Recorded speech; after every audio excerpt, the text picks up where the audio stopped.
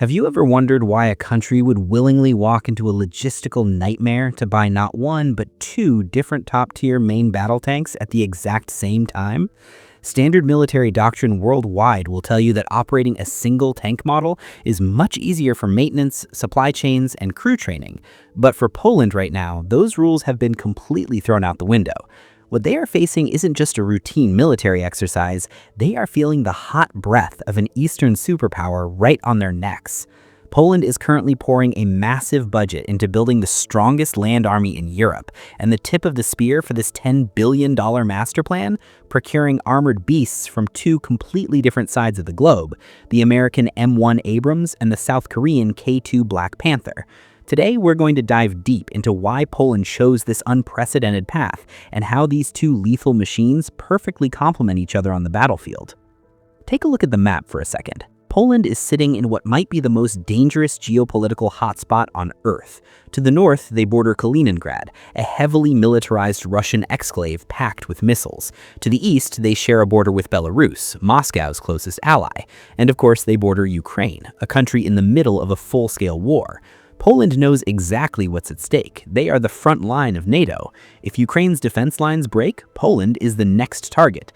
This is the main reason why the government in Warsaw decided to donate hundreds of their own Soviet-era T-72s and PT-91s to Ukraine.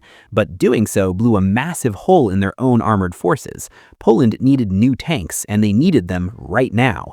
Waiting in line for German Leopard 2s, which have a famously slow and stretched production line, simply wasn't an option. So Poland turned to two nations capable of delivering serious firepower immediately: the United States and South Korea.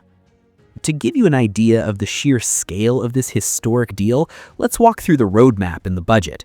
Poland's tank procurement is split into two main pillars. The first is the American pillar. Poland has committed over $4.75 billion to acquire 250 M1A2 SEPv3 tanks.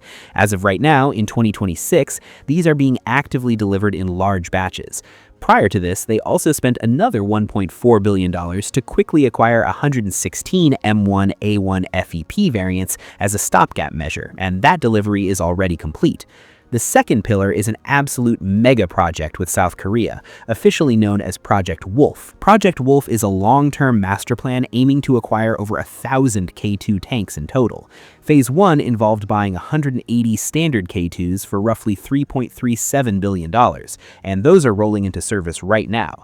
And as we've recently seen in the news, Poland just pulled the trigger on Phase 2, ordering another 180 units.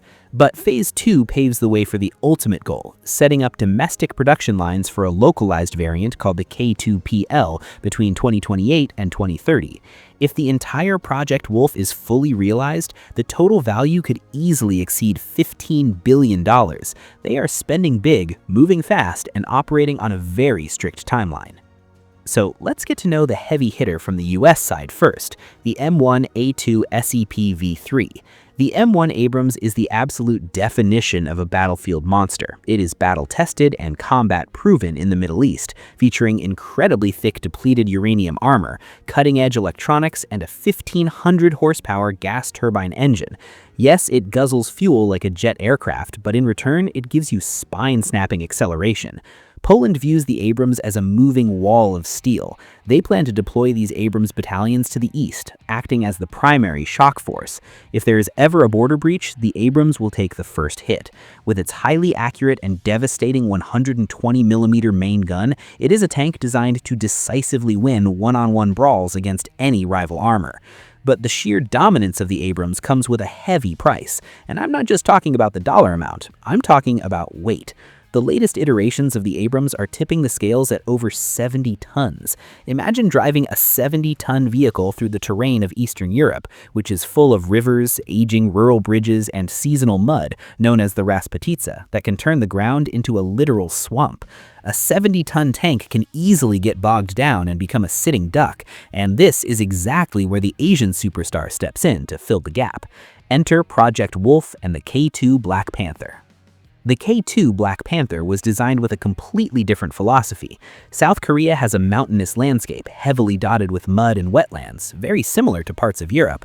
Because of this, the K2 weighs in at just 55 tons, about 15 tons lighter than the Abrams. This makes it far more agile. It can cross older bridges easily and navigate through thick mud without getting stuck. One of the most advanced features of the K2 is its in-arm suspension unit, or ISU. It's a hydro-pneumatic suspension system that allows the tank to independently adjust its height. It can essentially kneel to hide behind a dirt mound or tilt its chassis upward to fire at targets high up in the mountains. On top of that, it features an autoloader, reducing the crew size to just 3 members, whereas the Abrams still relies on a human loader. Poland doesn't view the K2 as a replacement for the Abrams. Instead, they see it as highly mobile light cavalry. It's built for forests, mountains, and areas where the infrastructure simply cannot support the weight of an Abrams. The K2 will use its speed to flank the enemy or quickly plug any holes in the defensive line. But the brilliance of the Polish government doesn't stop at just buying off-the-shelf military hardware. A lot of people wonder, where are these K2 tanks actually being built?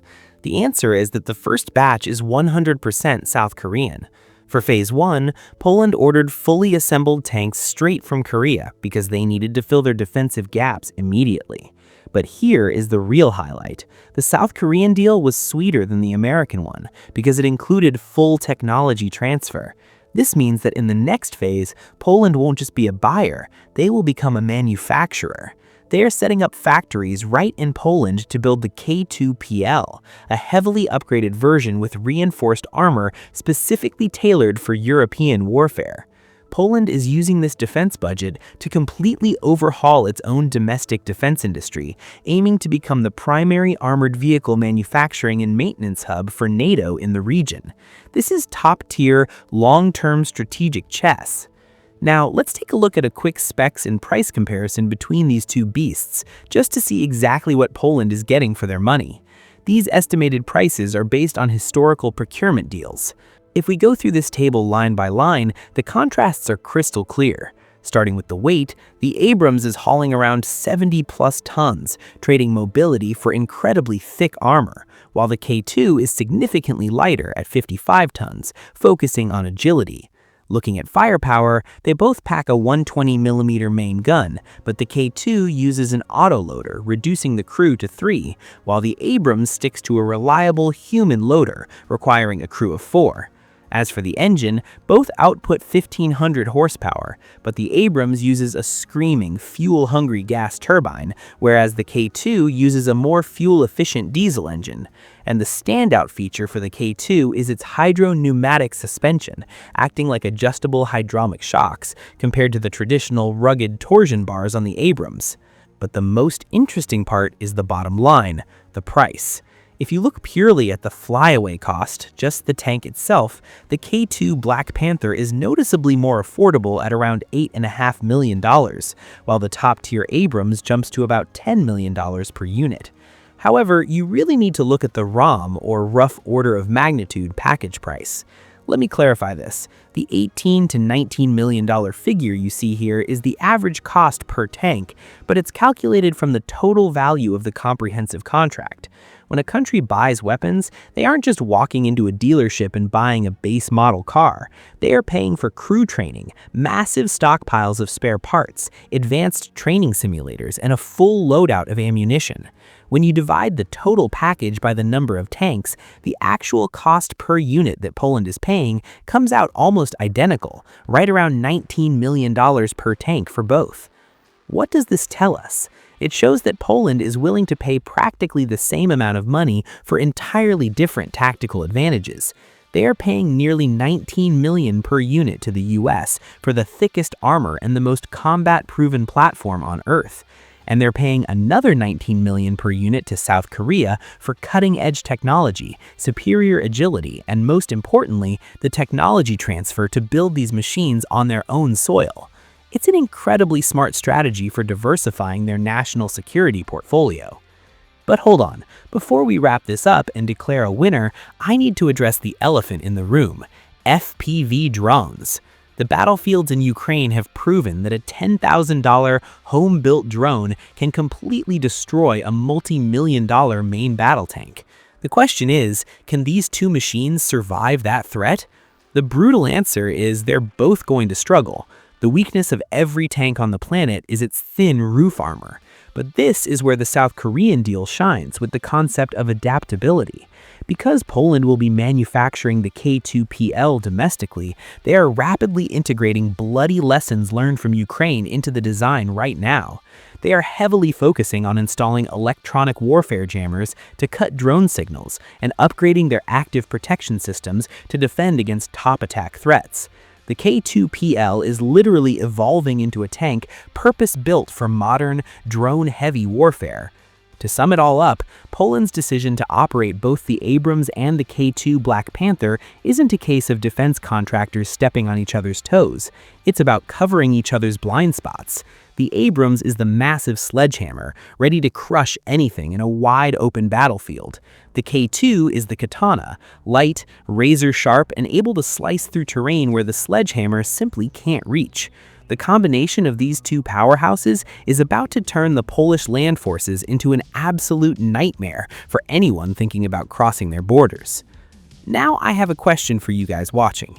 If you woke up tomorrow as the Minister of Defense for Poland and you could only choose one of these tanks to act as the core of your entire military, which would you choose?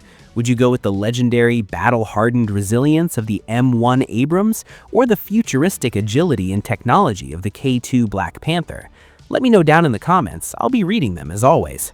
I'm Mix, and if you guys like this kind of deep dive content, don't forget to hit the like button, share this video, and subscribe to the channel so you don't miss the next one. I'll see you in the next video.